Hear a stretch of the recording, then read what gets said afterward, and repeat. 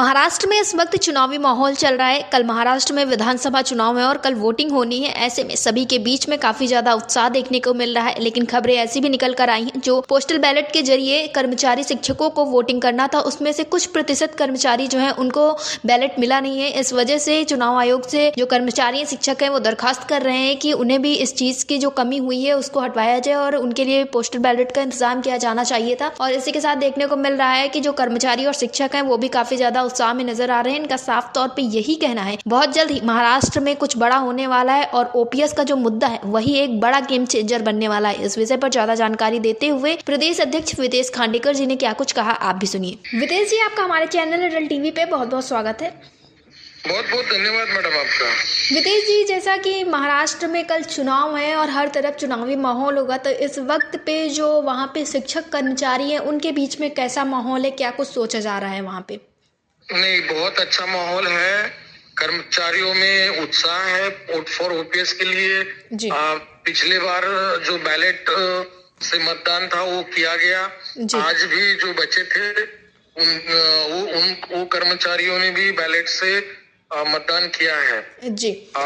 पर एक postal ballot का एक ऐसा भी आ रहा है कि महाराष्ट्र के ज्यादातर जिलों में बहुत कर्मचारियों को पोस्टल बैलेट मिला ही नहीं। अभी ये बड़ी गंभीर बात है कि चुनाव आयोग रैली निकाल के अलग अलग एडवर्टाइज करके बोल रहा है कि वोटिंग कीजिए, पर जिन कर्मचारी का पोस्टल से वोट नहीं आया है वो उन कर्मचारियों का जो संवैधानिक अधिकार है पुरानी पेंशन पाने के लिए वोट करना या अपने मुद्दों के लिए वोट करना, उनके उनका जो राइट है, उनका अधिकार है, उसके ऊपर ही सरकार चुनाव आयोग क्या कुछ ध्यान नहीं दे रहा है। तो ज्यादा से ज्यादा कर्मचारियों का वोटिंग हो गया है, फिर भी 10-15% जो वोटिंग बचा है उसके लिए भी सरकार चुनाव आयोग ने प्रयास करने चाहिए। सभी कर्मचारियों को वोट डालने का मौका मिलेगा, नहीं तो जो कर्मचारी वोटिंग लोगों की करवा रहे हैं उन्हीं का वोट नहीं हो रहा है। ऐसी स्थिति, गंभीर स्थिति महाराष्ट्र में है जी। इसी के साथ रितेश जी, जो पार्टी है, राजनीतिक दल है, उनके बीच में कैसा माहौल है इस वक्त पे? वो अपने अपने काम कर रहे हैं। राजनीतिक पार्टियों से हमारा कोई संपर्क नहीं है, ना उनसे संबंध है।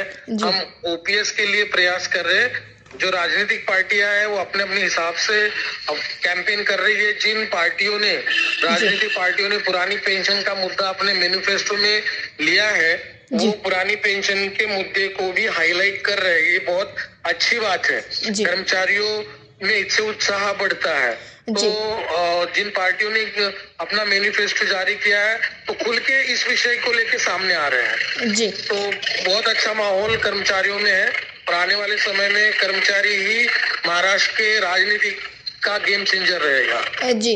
और वितेश जी, इसी के साथ विजय कुमार बंधु जी से हमारी बातचीत हुई थी और उन्होंने अपना एक वीडियो भी जारी किया था महाराष्ट्र के चुनाव को लेकर, जिसमें उनका साफ तौर पे ये कहना था कि जब आम जनता अपनी सुविधाओं के लिए वोट देती है, अपनी मांगों को पूरा करवाने के लिए वोट देती है, तो ऐसे में कर्मचारी भी ओपीएस बहाली के लिए वोट दे रहे थे। उसमें कोई गलत बात नहीं है, क्योंकि उनका हक और अधिकार है ये सारी चीजें।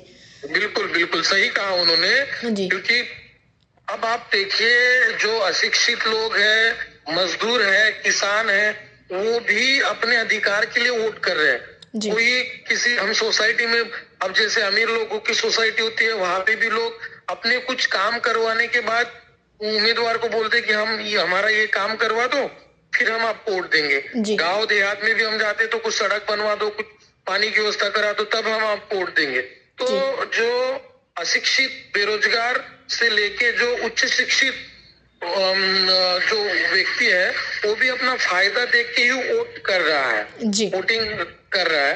तो मेरा कर्मचारियों से निवेदन है कि पूरे महाराष्ट्र के कर्मचारी भाइयों बहनों, आप अपने परिवार का, अपने रिश्तेदारों का, अपने दोस्तों का मतदान पुरानी पेंशन के लिए कैसे किया जा सकता है, इसके ऊपर फोकस कीजिए।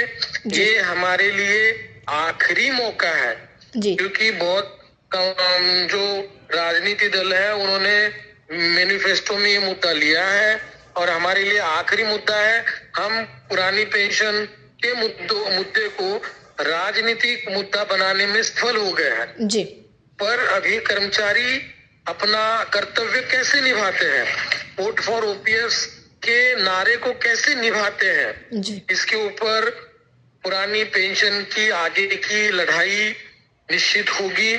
जी। 20 तारीख को वोट होने वाला है और 20 तारीख को ही पुरानी पेंशन का भविष्य क्या होगा, पुरानी पेंशन के मुद्दे का भविष्य क्या होगा, ये स्पष्ट हो जाएगा। जी, विदेश जी, अटल टीवी से जुड़ने के लिए बहुत बहुत धन्यवाद।